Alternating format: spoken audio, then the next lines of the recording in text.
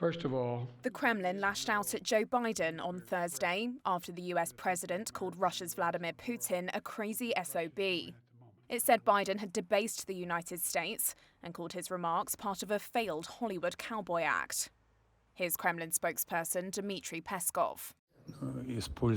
The use of such language against the head of another state by the President of the United States is unlikely to infringe on our President, President Putin. But probably it debases those who use such vocabulary. It may seem like an attempt to appear as a cowboy from Hollywood. But frankly speaking, I do not think it is possible. The US president made the initial comments while addressing threats to the world.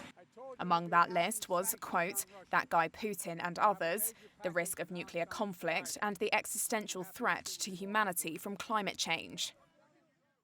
Peskov said Putin had never addressed Biden using one crude word and said that such vocabulary debases America itself. Putin ally and former President Dmitry Medvedev added the existential threat to the world came from, quote, useless old geezers like Biden himself. Medvedev also said Biden was senile and ready to start a war with Russia.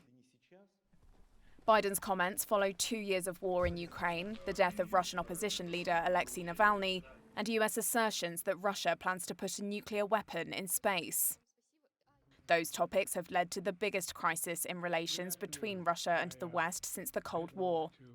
Some Russian and US diplomats say they can't remember a time when relations between the world's two biggest nuclear powers were worse. Biden also took aim at Putin last week after Navalny's death in a Russian penal colony was announced, saying it was a consequence of something that Putin and his thugs did. thugs did. Russian officials say the West rushed to blame Putin without waiting for evidence.